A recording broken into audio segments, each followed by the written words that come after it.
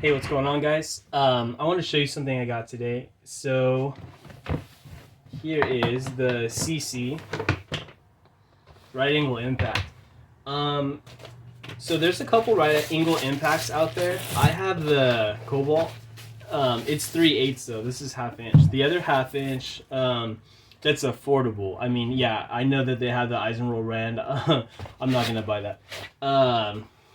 But so they've got the Milwaukee, but that thing is pretty underpowered. It's 12 volts. I mean, it's powerful for 12 volts, but I'd like to have a tool that does it all, not a bunch of tools for like no reason. You'd be out there with half inch 12 volt, a half inch 18 volt, things like that. If you got one that's around the same size, it can do it all.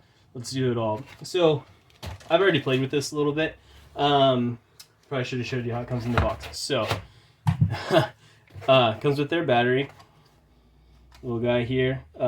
Came fully charged, which is pretty cool.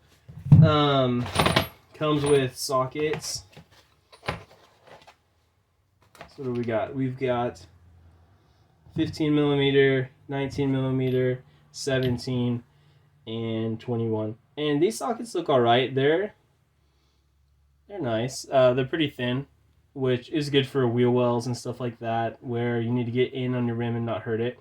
It doesn't have any kind of outer plastic shell to not scratch, but you're not really going to get it if they're thin. Comes with their charger.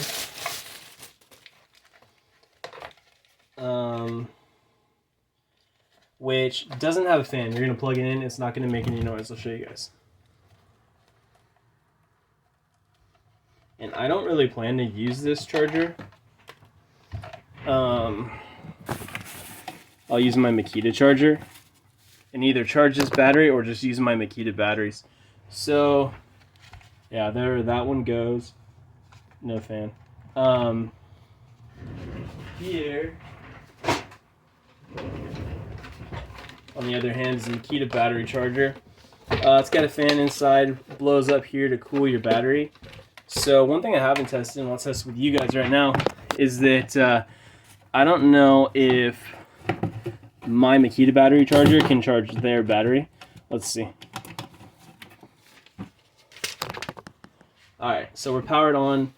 You don't hear anything right now, but real quick before I plug this in here, let's look.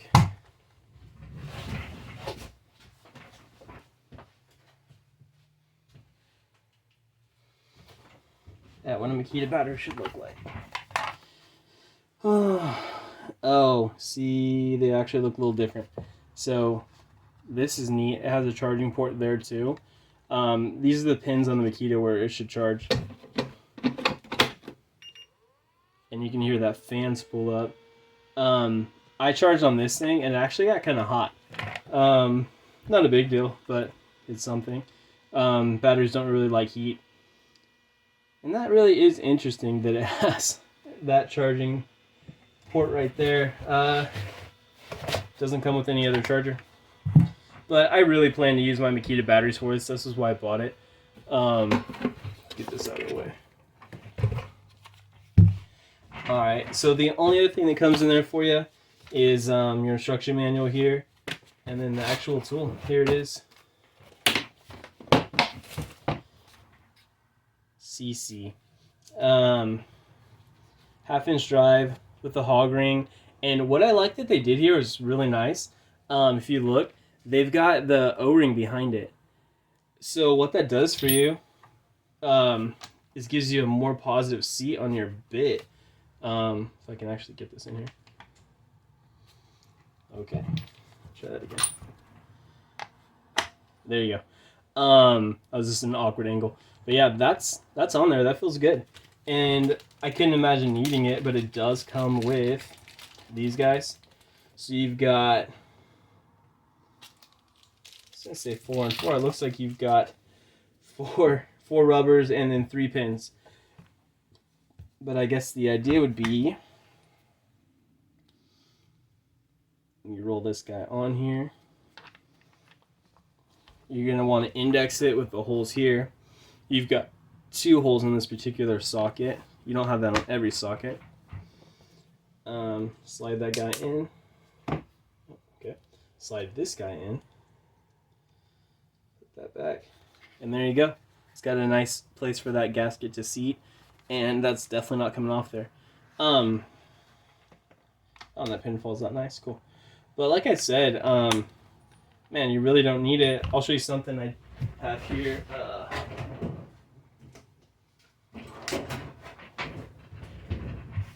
So here's my bigger Makita Impact. I like this guy, but here's one thing that it doesn't have. So this hog ring is just on there. You know, I wish they'd machine this out deeper and put an O-ring like this cheaper one. It's way better. This isn't loose whatsoever. This one, I don't know if you can see that, pretty floppy, and it starts to work itself off. It's not a problem with something small like this. It just typically stays on there. When you get into the bigger sockets, they want to fall off there. I've been working on something before and it just falls off and you're like, I wish that stayed on. But yeah, so seesii, good job. I like that. So here's another thing I want to show you. When I was playing with this outside, their battery slides right in, no problem. The Makita battery, I had some trouble with. Maybe it loosened up. No, yeah, see, it doesn't want to go all the way in there. I really had to mess with it. There he goes. Yeah, and now, there we go. Kind of hard to take off. But that's what you get. Not the worst, but it's either going to work itself in over time, or I'm just going to come in here and relieve some of this and let it slide in easier. I kind of like if it's tight though, because if it does work itself in, it's not going to be jiggling around, which is a good thing. And then just like this one goes on the charger and this one doesn't, you're not going to be able to use this in your Makita tools either. Not that I bought this to use this battery in my tools, but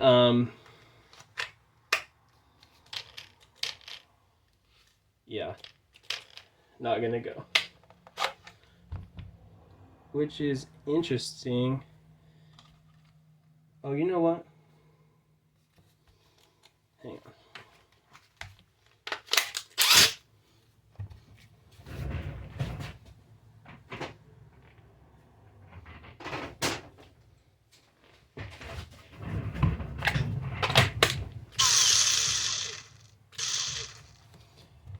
So it's not working on these tools, but actually it's got your positive and negative here. I don't know how these batteries work.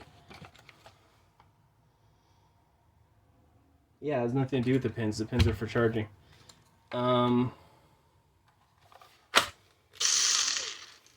very weird. Fully charged.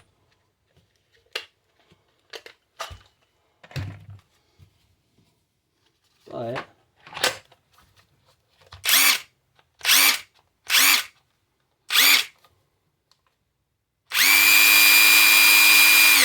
works fine in their tool.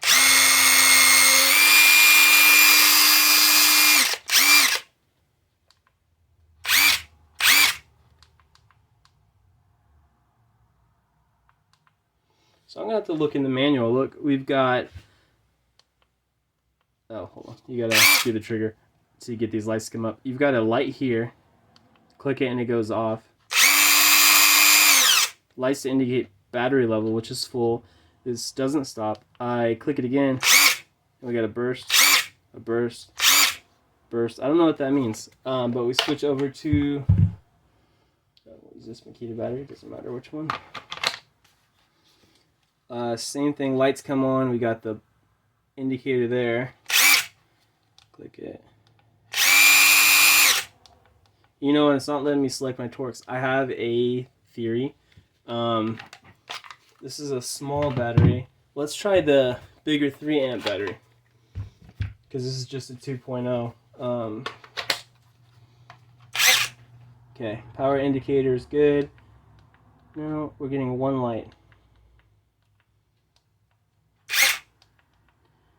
That's strange.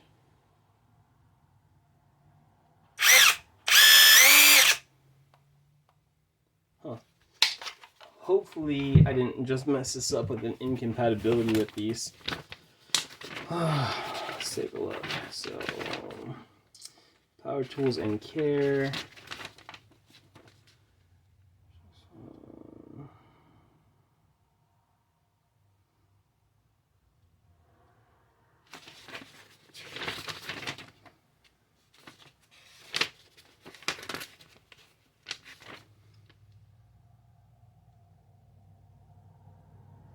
Oh, okay.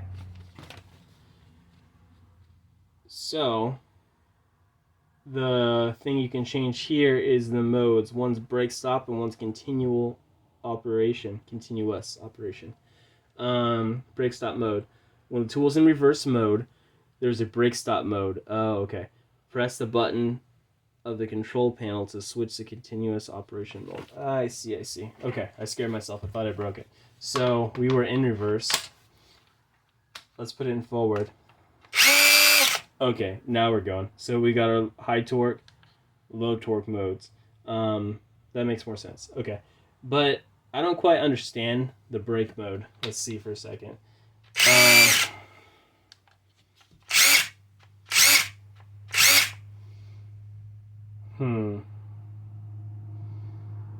So let's try something. I don't know if it needs to be under torque to do this, but I couldn't understand how the brake mode would help you with anything. Just kidding. Okay. Here's what it does. Okay, I can tell you now. So we've got the light on. We're in the brake stop mode that they call it. Or is that what they call it? Yeah, brake stop mode. So what that's going to do for you, instead of undoing a fastener and you keep going, the second your fastener lets loose, it's going to go to brake stop mode and it's going to quit spinning. So you'd be unfastening a fastener like this and then it stops. That's kind of cool. I like that. I guess that's good because you can't only strip a bolt out by going in. You can strip a bolt out reversing it too. If you're running it fast and you're still on the fastener and your nut's spinning, you can strip out that bolt. So that's a cool feature. I like it. So between the O-ring and the hog ring right there and extra little feature for the retention pin, the brake stop, this is a pretty cool tool. So I'll show you some footage. I tested it outside.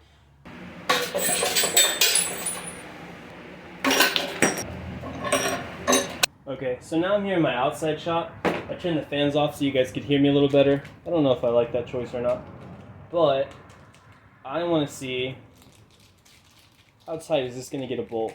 I know it's not the best setup. I just want to do a video today. I got it today and I'm going to show you guys. So I'm excited to have this. Most of my stuff is 1/2 inch. I do have some 3/8, but I mean, I feel like it's worth getting this tool for me because I can utilize all my 1/2 inch stuff. Battery came with its charging, but this takes Makita batteries, which I have plenty of, and that's actually why I bought it. So I don't have to do another tool system. So let's see. This Makita battery is fully charged. Okay, so we're still on the high torque. Let's try to fasten this down and see how tight it gets. So I'm sure you guys can see that in correlation with these letters here. It's not really moving. Let's make sure I have it right with the high and low torque. Let's switch it back here and that is also not going anywhere. Okay. So let's see what that brought it to. I've got this Quinn digital torque meter, and I like this because it tells us our breakaway torque. We don't have to guess, versus using my manual one that'd be a lot of trial and error and probably not be very accurate. So I'll fix it where you guys can see it. So I don't have a bench mounted device out here, but try this one more time. Put my foot on. How about that? There it is. So 93 foot-pounds. That's not bad. It didn't feel that tight, but that's what we got to. 93 on the dot.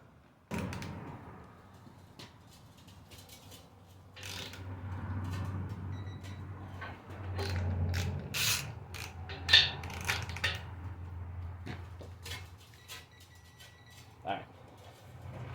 We got it to 107. Let's see about taking that off there.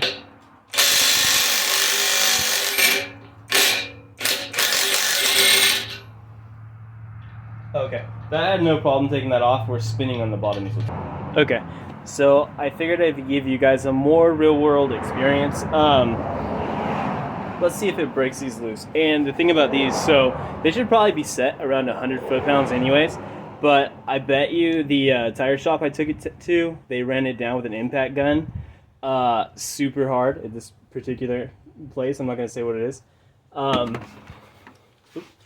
yeah, we're going to definitely be testing limits of this if these guys did their normal. Oh, you know what? That doesn't want to fit in there, and I don't want to use an extension.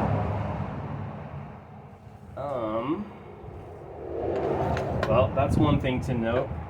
If you're going to be doing lug nuts, you might have an issue. Okay, so I'm back to this one. I had trouble with it a minute ago because we couldn't fit on there, but let's do this. Take my pin out. Let's run. Okay, so that's one to think about too. Never really paid attention to this, but typically you have one hole for any ratchet wrench or anything else like that to catch the detent. Oh well, that's actually really nice on there. But I was just gonna say that not everything's gonna have that, and you're not always gonna be able to use this pin. I guess you could put it in one side and still use this band. Not that you'd need it, but let's just see if you can. Yeah, you can. And I wouldn't imagine that's going to go anywhere, and it does come with a couple, so maybe that's an option. This actually has the ball bearing detent, so yeah, I'm not going to need anything on there. Should hold on just fine. Okay, so there you go. That's perfect. Take this out. So this pin immediately jumped out. We don't need it anyways, but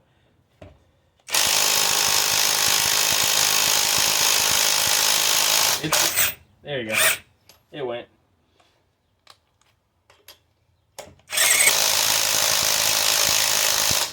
Let's see where our battery's at. Yeah. Cool. Let's try this one.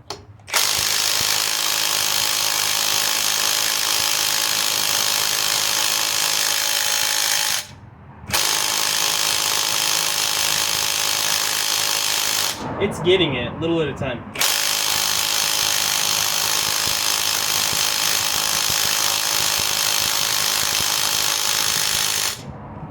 Huh.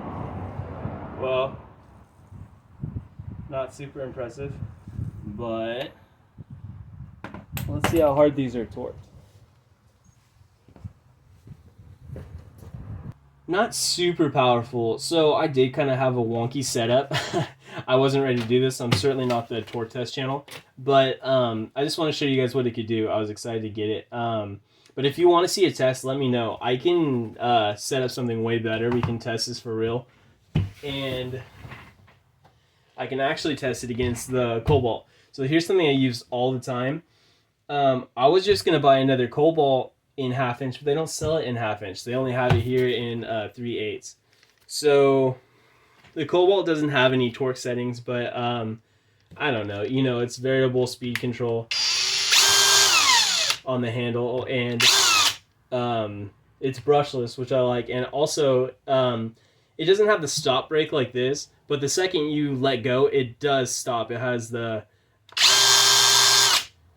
that's the benefit of the brushless motor. This thing's pretty powerful. But like I said, if you want to see a head-to-head comparison on this and what they both do for torque, and I can do that. So the reason I bought this too is I wanted one in 1/2 inch, and this is 3/8. I do have, let's see. So I do have this adapter I've been using. I can link it below if you guys want to get one. I've always used this on here, and it's pretty low profile. It's nice, but I don't know. Sometimes I can't find this, or I put it on something else, and I just like to be able to grab the tool and go. So I did just get something that's kind of cool. This actually just came in today. So these are Astro tools. They're super shallow sockets. So they're super cool because which didn't mean to do that. So you can put them in real tight spaces, and then they've also got this indexing for 17 millimeter, I believe, wrench. Let's test that.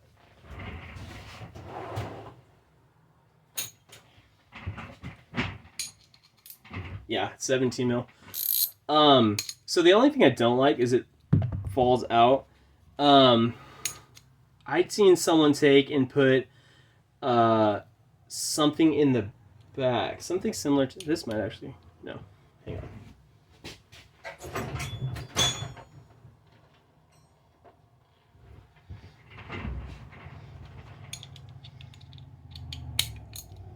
Oh, that does hold in, and that's pretty nice. So you can use something like that. Keeps it pretty thin. There's something else I saw someone use, and if you know what it is, link in the comments. But it's way thinner, and I think this is what it's for retaining sockets in a ratcheting wrench like this.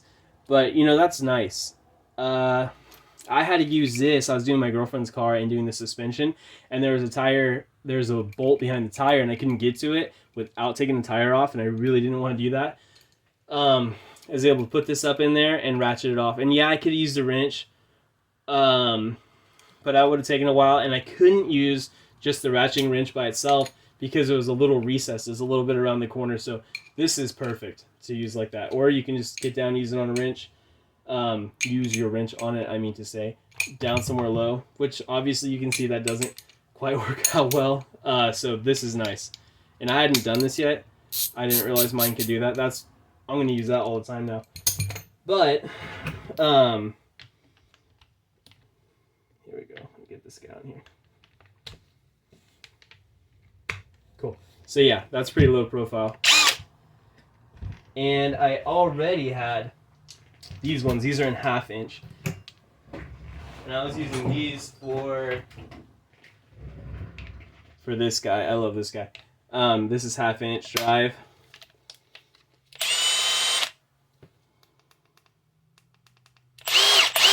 Use that quite a bit. And then, yeah, I wanted to use it on this, and I was like, yeah, I can use it, but with the adapter, then it makes it, you know, longer. So it's nice to just use it like that. But now with the 1/2 inch set, and I got the 1/2 inch gun, choose this socket.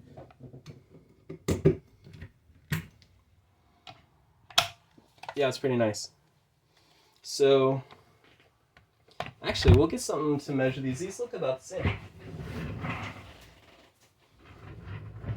Actually, I'm not going to measure them. If you guys want a comparison video, I'll find my calipers and we'll measure it, and then we'll test everything else about them too. Well, cool. Thank you guys for watching, and like, subscribe, and follow for more.